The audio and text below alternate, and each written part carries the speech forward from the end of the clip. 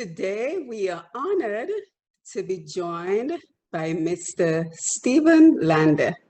He is the recently appointed president of the Dominica Association of Industry and Commerce.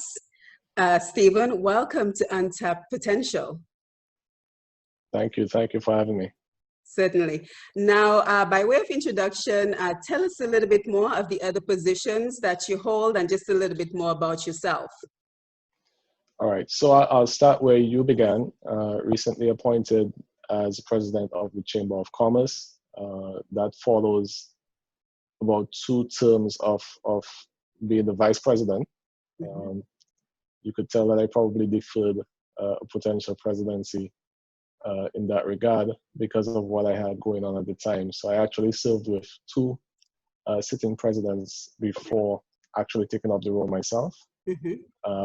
Obviously a very interesting time for us in Dominica, but across the world really where commerce is concerned, given the challenges that are going on with COVID. So it's quite a time to be taking up a role of that nature.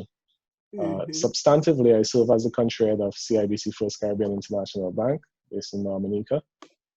I've been doing that since 2016 and have gone through quite some interesting times in that role as well. As you can imagine, 2016 would have been coming off the back of Erica. And in 2017, we had the major disaster, Hurricane Maria, each of which would have had substantial impact on Dominica. I mean, we're talking, in excess of the GDP of the country where damage assessment is concerned. So it's been interesting times managing in Dominica. In terms of other roles that I currently hold, I do sit on the board of the Eastern Caribbean Partial Credit Guarantee Corporation, which was launched by a few member states of the Eastern Caribbean Currency Union with a view to enabling access to finance for small and medium enterprises. And the idea there is that the organization will step in and guarantee a portion of debt. And hopefully that opens up the risk appetite for commercial banks to venture into spaces that they probably wouldn't have otherwise ventured as far as these enterprises are concerned. So a few things going on from a professional perspective that keep me quite busy. Yeah, certainly. And again, thank you for taking time out of your busy schedule to be here, because I know that your hands are in several pots.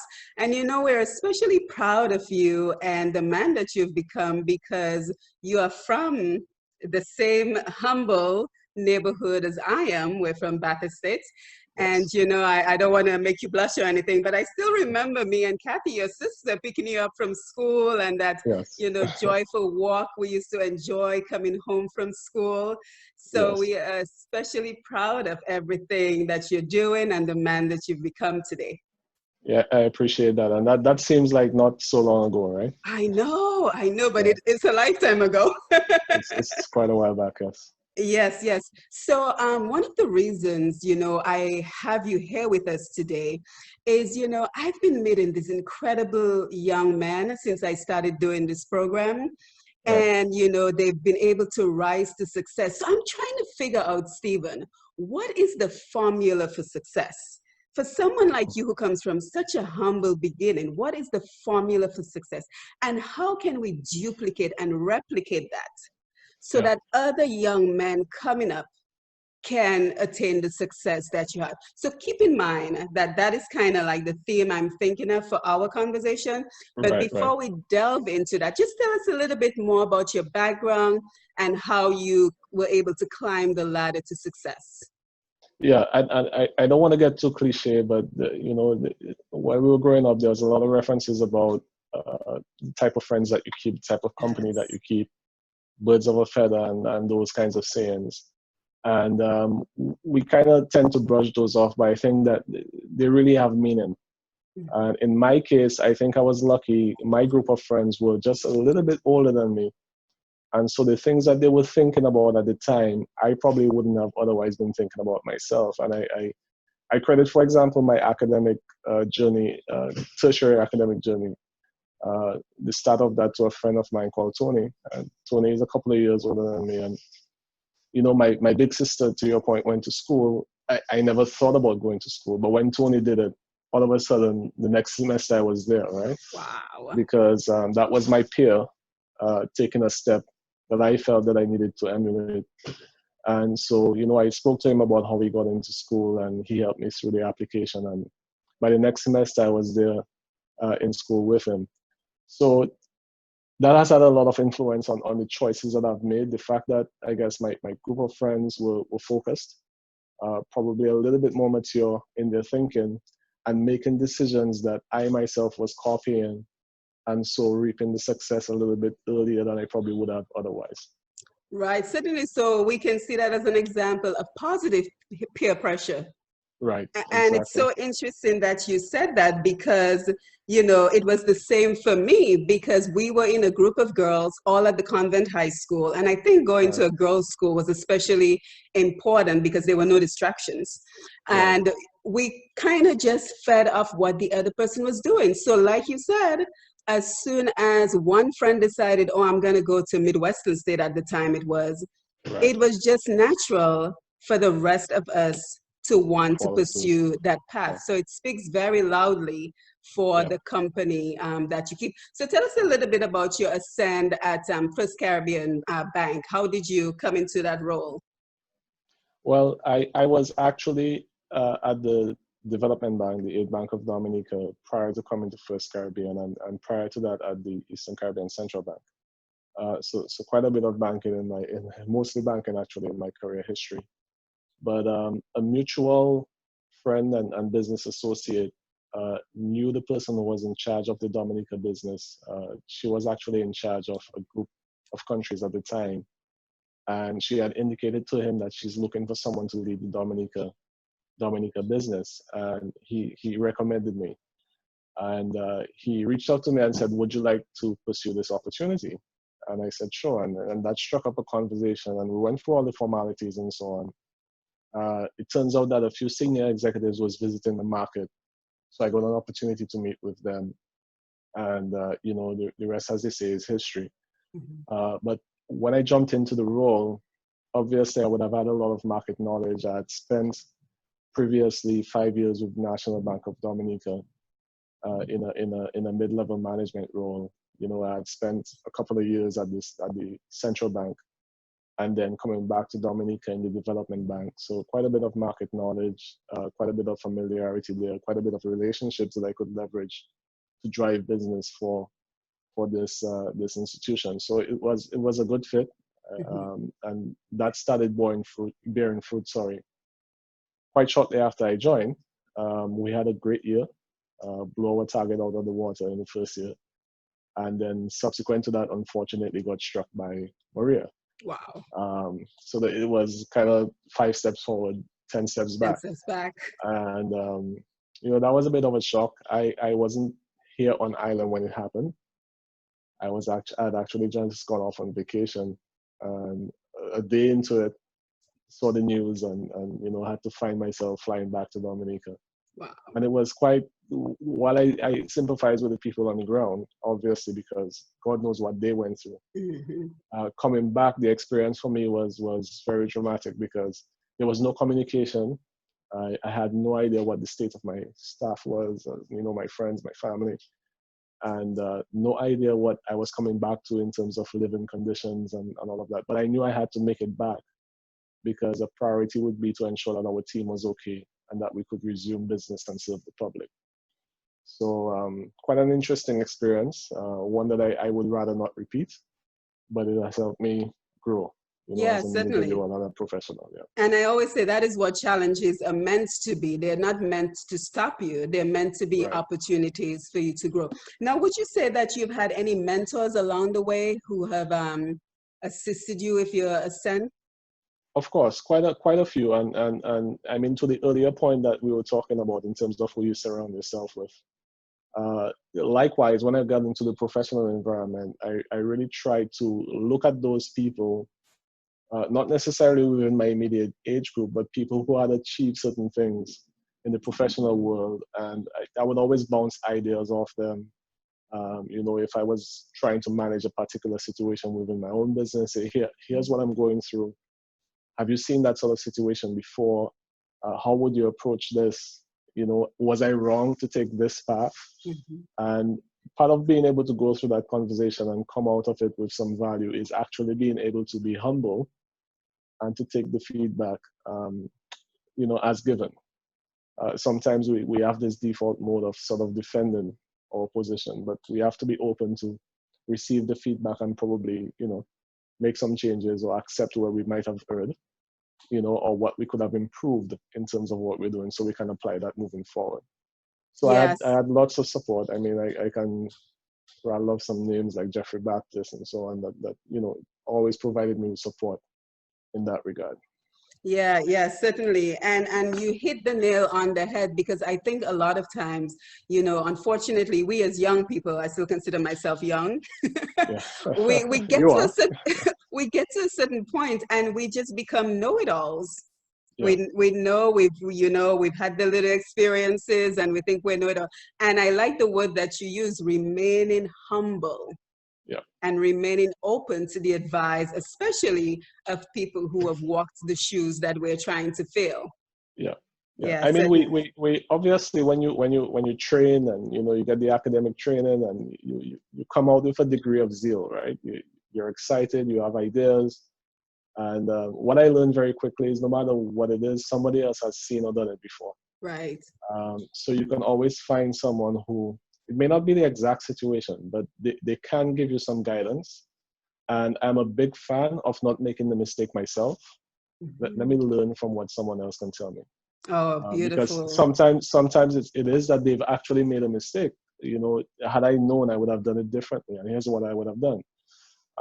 So where I can benefit from those experiences, I would rather take that than make the mistake myself. Yeah, and I have to tell you, a lot of the successful people I speak with, both here on this program and in general, it seems that they have one trend in mind, and that is that they are students of life. So they Exactly. never stop learning. They never get to the Hmm. point where they're like, I got this under control and I don't need advice from everybody else. They remain open to learning. Right. You have Yes, to. You yes, have to. absolutely. Yes, so if you're just joining us, this is Untapped Potential, and we're speaking to Mr. Stephen Lander out of Dominica. He's the newly appointed president of the DAIC in Dominica, and we're just talking about how he got to the position as the country head at CIBC, First Caribbean International Bank, as well as many other roles that he currently plays. Now, I know, Stephen, that one of your passions is to improve the ease of business, including the ease of in which enterprise can assess sustainable financial products. So pretty much making it easier for businesses to get financing. That's what I'm assuming you're referring to. So tell us a Yeah. little bit more about what you're interested in. So the interest really stems from the feedback from the business community and particularly small and medium enterprises. When you look at it, if you just had to put a poll out there online and you ask them what is their major challenge, and we see it through the Chamber of Commerce all the time. Top two, you're always going to find access to finance. And I I see the problem a little bit differently. I don't think the access is the issue. I think it's how we equip ourselves to access that finance. So, there are lots of issues that we see from a banking perspective, for example, that people don't keep proper records, or they don't plan, or they don't have the necessary structure in place to sustain the business. In some cases, businesses become successful, but there's no succession plan and so on. And anyone who's going to enter into a long-term financing relationship is going to have to be in a position to address these issues. Mm-hmm. So it's really about how we tool up entrepreneurs and small businesses to be in a position to have that conversation and to win the confidence of the financial institution. So that is no longer an issue. And there are things that there are hard issues like absence of collateral, for example, that the partial credit guarantee corporation is meant to assist with, right? Because it changes the risk profile of the lending request. So all of these mechanisms are coming together to form a base on which these entrepreneurs can stand and have a conversation with a financial institution. Yeah, and I'm truly happy that we're having this conversation because I think a lot of, and you can tell me if I'm incorrect with this, but we see a lot of self-employed people in Dominica, and I'm just concerned that many of them might be resorting to maybe payday loans because they don't have a lot of the foundation which you speak of. So let's say I'm a self-employed person and I'm thinking of going into business. How would you Right. advise me to set myself up so then I can come to you and be able to qualify for some of your products? Yeah, and there are small things that you can do. It doesn't always mean, you know, hiring a big shot accountant or an Mm. audit firm. And one example is I tell people, open a checking account and pass all of your revenue through that account and pay all your expenses out of that account. And that is 90% of the And that financial is record simple. keeping. That is simple. Very simple, Mm. right? So you have a running record of what you're earning and what you're spending. And any bookkeeper can take that and produce, you know, a reasonable financial statement that reflects what your company or your business is doing. I say use the resources around you. One of the things that we tend not to do well is utilize those resources that are around us. So I may be your friend, and I'm obviously I'm a finance guy. You may know someone else who has some experience or skills in operations. You know, someone who knows a little bit about marketing, social media marketing, maybe. Tap those resources, right? And help them, have them advise you and help you along the way in terms of making your business a success. As a small business person, as a new entrepreneur, it is difficult to simply hire resources and pay them. So Mhm. let's tap the resources that we have around us that are willing to assist. And a lot of times people are willing to help if we only ask. Yeah, and you know, it sounds cliche like you said, but it really goes back to who you're surrounding yourself with. Right, Because again, and it starts with a simple conversation. It starts with right. simple things like what bars do you frequent, right? Hmm. What events do you go to? Who are the people who are attending them? Maybe I can rub elbow with somebody like you who's in banking and get some free Right, advice rather than yeah, having to hire an accountant.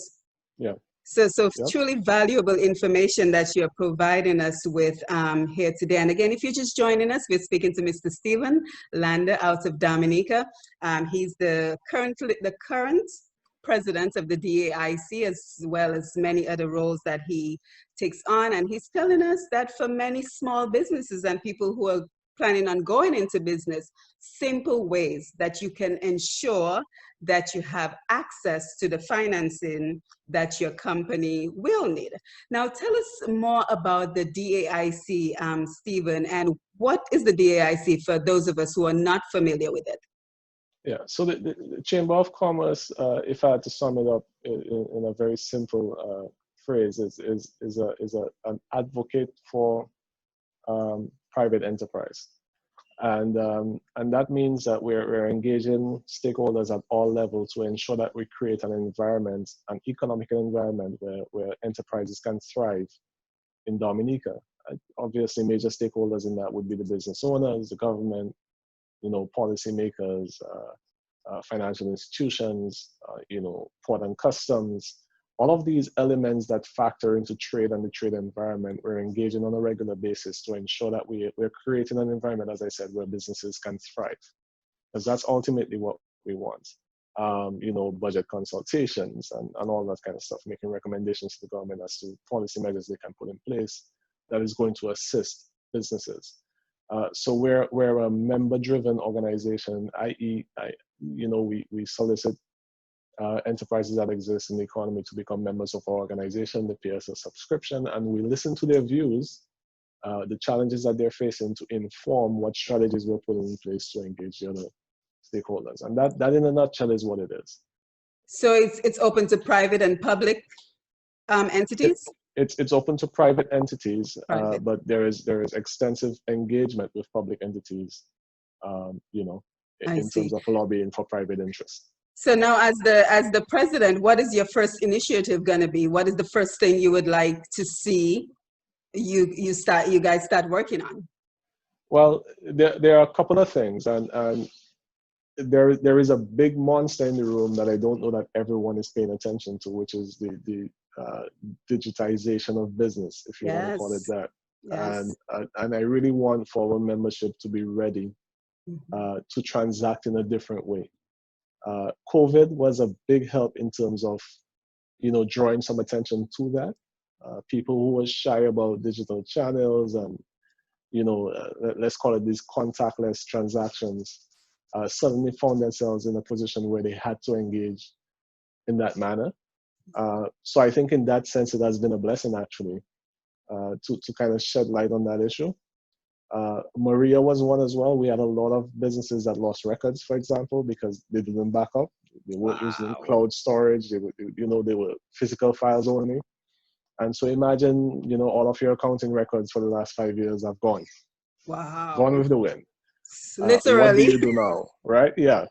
All of your inventory information is on a local computer that has been washed away, Wow. and these kinds of difficulties, right? So certainly some learning experiences from the crisis that we've gone through. And I really want for us to tool up our businesses so that we're ready for this digital revolution. Mhm. Another thing that I think is sort of lacking in Dominica is reliable data to make information to make decisions, right? Reliable data, reliable information. We have some data. Usually, when we get it, it's quite still dated, Mhm. um, and we don't have a set of core macro indicators around which we can have objective conversations. And I tell people all the time, you may ask an entrepreneur, how is the economy doing? Say, oh, it's terrible. And then you go down the street and you ask another one, how is the economy doing? They say, oh, it's great. Who do you believe? Mhm. Right? So in countries like the US, it wouldn't be a question of what one person thinks versus the other. It would be a question of last quarter's GDP number, right? So we need to get that baseline objective set of macro indicators in place, not only for us to have objective conversations around where the economy is going, but for example, when we try to facilitate foreign direct investment, an investor who's looking to come into the country needs to know what's going on, Right. right? They're Mhm. going to want to know, and not from 2016, but from last quarter. Absolutely. So we really need to focus on that as well, the digital revolution, as I was articulating before. And there are lots of other things that we're working on. I mean, certainly we're trying to be more inclusive in terms of the size of enterprises that we represent in our membership. I think traditionally the chamber has had this sort of big business reputation. Mm. Over the last couple of years, with the preceding president focused a lot on including small and medium enterprises, and that's something that I want to continue. Mhm. So we can get that better representation. And aspirationally, I really want to represent every single business in Dominica. Mhm. But we'll see. Yeah, yeah, certainly some lofty goals. So Yeah, I think you'll have your hands even more occupied. So now yeah. let's go back to the question we started with, Stephen. What is the formula? How can we take what you have done and replicate it so that we will stop hearing? I think at this point we've had about 13 murders in Dominica, Wow. and the year is not yet over. So how can we take what you have done for yourself Hmm. and replicate it and pass it on to other young men so that at your tender age, they too can be successful? Yeah. So one of the things, and it's a very hard question because I tell people it's not that I think that my path is built on luck. Obviously, I made some deliberate choices, and decisions, and I took certain actions that would have got me to where I am. But I'm not necessarily sure that everybody's going to replicate the same path, right? But one thing that I try to do, as small as that contribution is to share. So people will ask the question all the time: How did you do it? What did you Mhm. do? And I think we have to remain open to sharing. It's not a secret. It's not a trade secret. Here's what I did. I pursued an academic path. You may not have that passion. You may have a passion for something else. Maybe your passion is you're more of an entrepreneur.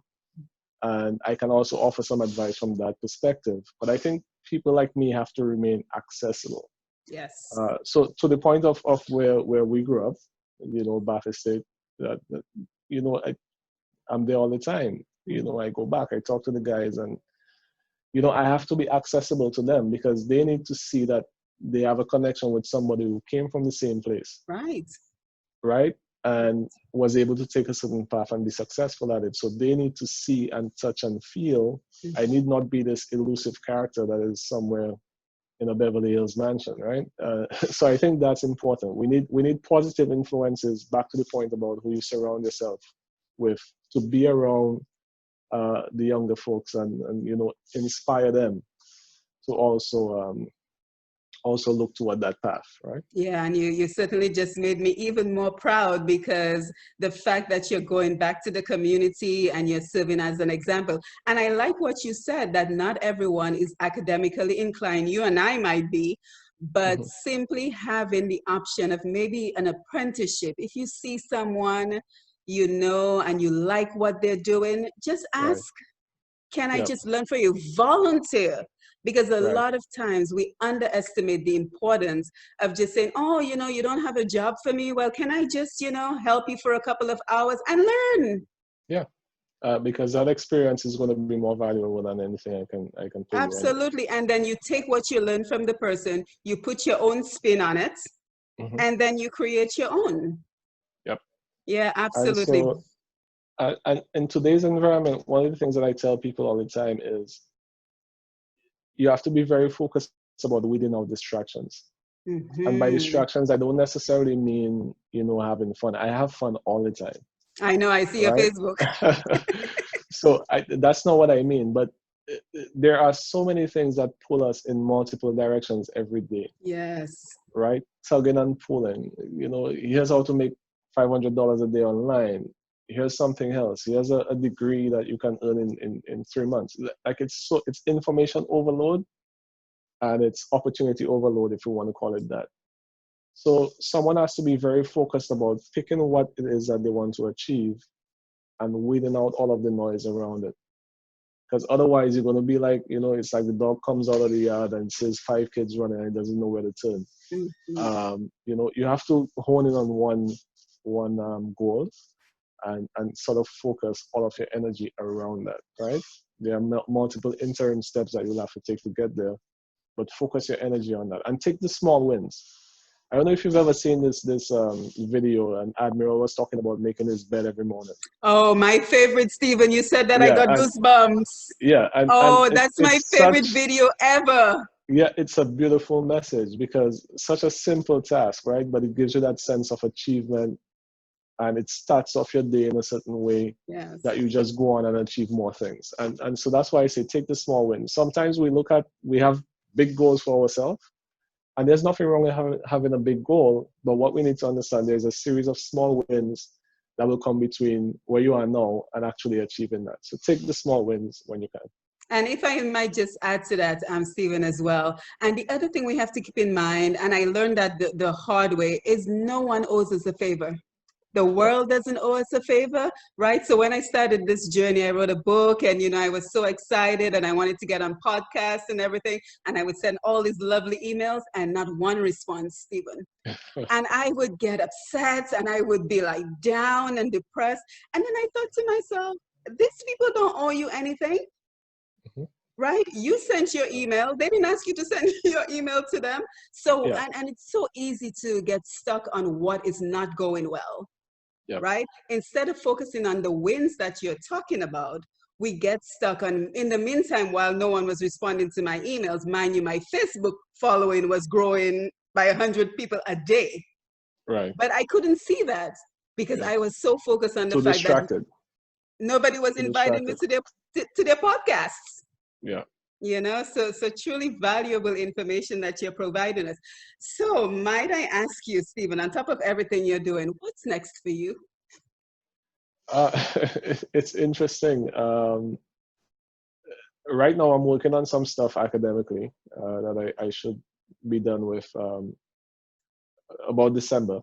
And I've had a lot of experience in the Eastern Caribbean in terms of banking in particular, but I really would like to explore different markets. I Mm-hmm. love Dominica. I'm from Dominica. It had always been my dream to come back here and make a positive contribution to Dominica. I've done that for quite a number of years. I also have some passions around travel and discovery. So I want to be in a position to get out, experience a different market from a professional perspective, but also be in a position to access other locations around the world a bit more easier. And it's one of the challenges that we have in Dominica now. I know that there is active discussion around an international airport for Dominica, but that's going to be a ways off in terms of actual building out and starting the operations and getting the flights in. So one of the things that's kind of lingering on my mind all the time is where do I go next? Not necessarily what do I do next, but where do I go next? And the banking industry is changing. Banking, I compare banking sometimes to flying. It used to be, it was fun to get on the plane. No, it's not. I know. Banking is fraught with a lot of compliance and a lot of mundane work in the background. My most enjoyable experiences is actually being with clients and helping them achieve what they're trying to do. But other things are taking a lot more of the time, from a proportional standpoint. So yeah, so in I have a lot essence, to think about in terms of what I want to do. So in essence, you're keeping your options open. Yeah, you have to be flexible. Certainly. So as we get ready to wind down, do you have any contact information you would like to leave us with, whether it be the DAIC or the bank or you personally? Is there any contact you would like to leave us with? Yeah, sure. If anybody's trying to reach me for a DIC matter, you can reach me on my personal email, stephenrlander@gmail.com. Stephen is spelled with PH, not V. Likewise, for any banking matters, stephen.lander@cibcfcib.com. Certainly. Thank you. And as we get ready to wind up, any final thoughts for us today? Sure. I mean, stay focused. Like I said, take the small wins and utilize the resources around you. Sometimes you're resource rich and we don't necessarily know it or we don't necessarily use it, but take a good look around you. There's probably a lot of untapped potential, to borrow your Thank you. your name, that is right around you that you haven't explored. So please look around you and see what you have. Valuable information. So once again, thank you so much for being with us today. We look forward to seeing everything that you will accomplish. Thank you. Thanks for having me.